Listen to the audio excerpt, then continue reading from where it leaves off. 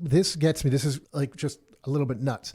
From 2015 to 2021, it's the Canadian growth, the real GDP per capita growth in Canada. Okay, over that 10-year period, Canada was, out of OECD countries, we were number two to Luxembourg. Our growth was 1.4%. Luxembourg was negative 0.9%. The top numbers are like 40%. The US is 18%. We were 1.4. Okay, during this period of this government. And I don't care. This isn't a liberal conservative thing. I don't care. This is just the government that was in power. Like we're other than Luxembourg. Yeah. It's Canada. And you're right. How many countries are above us there? 20, 25, 30? Yeah, it's a joke.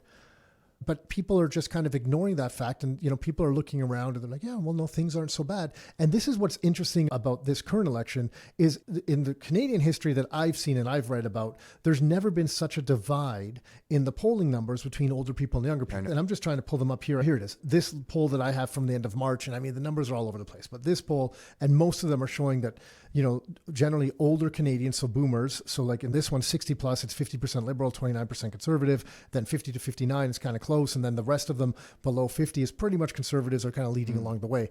And you've talked about this before. Younger people in Canada are so frustrated because they've seen the last 10 years and they're like, look, this is shit.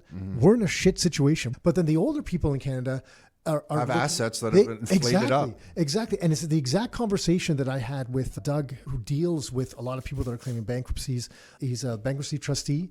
He's like, look, there's basically, from what we're seeing, there's two economies in Canada. There's the economy with people with assets and ones without. So the people with assets are looking around, they're like, yeah, well, things aren't as good as they used to be. Things are more expensive, but they have assets. So they're like, it's not so bad. But the people without the assets, a lot of equity. They're like, this is shit. Like, we got to fix something. I can't afford a house. And this is like the divide of Canada. This is kind of what we were talking about before. It's the destruction of the middle class. Right? And we've been talking about this. We've been kind of screaming about this. We wrote a report on it, I think, in 2015. Yeah, we've been kind of screaming about this, and you're kind of seeing it come to fruition now.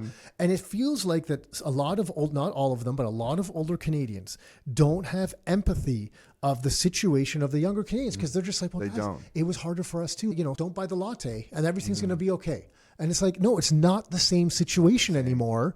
And something has to change. But there's no empathy from the older people looking at the younger people and truly understanding that. And when I talk to our parents as well, when I talked to our mom, she kind of was like, yeah, really, I don't get it. Like, they're not that bad. But then I explained to her some certain situations.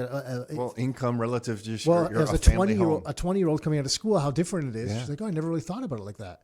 There's a gap. And that's what I think is really kind of, just driving this divide that we're seeing right now. And the last thing that I'll mention